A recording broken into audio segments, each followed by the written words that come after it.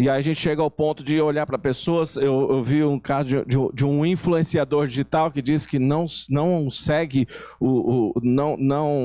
que bloqueou a mãe no TikTok porque ela não tinha seguidores, então ela era irrelevante.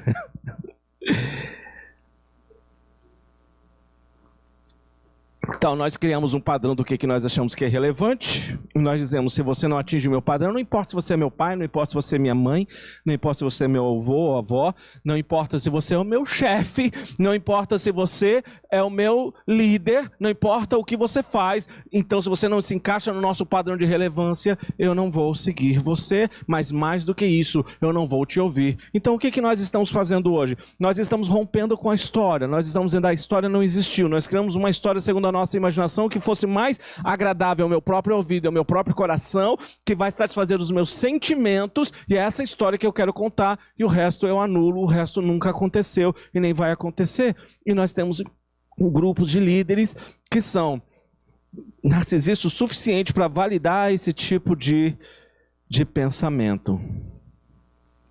É isso que acontece com uma sociedade quando nós deixamos de ter uma realidade última objetiva. Em outras palavras, se Deus não é o centro da nossa realidade, e esse Deus precisa ser um Deus que eu não goste dele. Por quê? Tem que ser um Deus que eu não goste dele. Porque se Deus, ele é só aquilo que eu quero que ele seja, no última instância, o Deus sou eu. Se Deus, eu posso explicar tudo que é Deus, e a minha explicação tem a ver com aquilo que eu acho que é certo, que é errado, do que eu acho que é bom e do que eu acho que é belo, do que satisfaz os meus desejos, então no final, Deus sou eu. Aliás, se a gente for parar para pensar, né, porque o conceito de Narciso vai vir da cultura grega, da história, da mitologia de Narciso, e depois vai entrar na literatura, e no cinema, e na psicologia.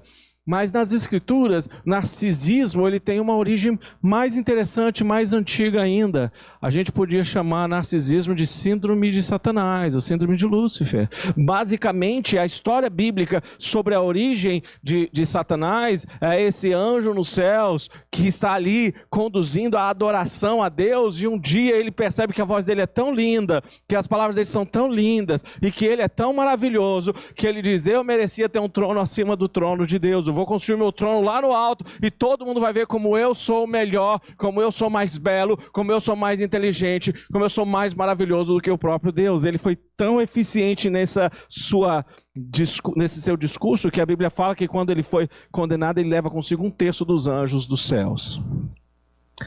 Então, se a gente for pensar a raiz né, se você fosse discutir, perguntar para mim, é um assunto para um outro tempo, mas você vai dizer, você acredita em anjos e demônios? Qual é a essência da demonologia, né? Pensando na teologia sobre demônios, e o que é a origem? E o pior do pensamento demoníaco não é pessoas babando, se contorcendo, ou falando em 3, 4 vozes, e subindo pelas paredes, e pulando, e fazendo uma série de coisas como um filme exorcista, mas é o sentimento de que eu sou a última bolacha do pacote. Essa é a coisa mais satânica que pode existir. Porque eu começo a fazer com que todas as pessoas tenham que se curvar às minhas vontades. E todos nós vamos lidar com isso, a gente precisa entender isso.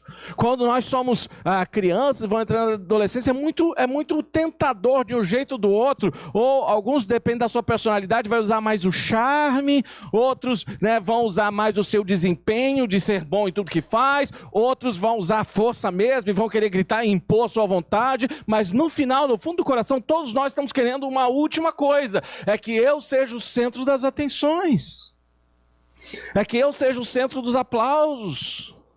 É que a minha vontade seja feita e que eu não escute não. Na parábola do filho pródigo, por exemplo, você tem esse em 2 retratos. Um é o filho que diz não para o pai e fala, eu quero tudo que eu tenho direito, eu vou viver a vida, eu vou fazer o que eu quero. Você lembra a história do filho pródigo que se desfaz e que vai gastar todos os seus bens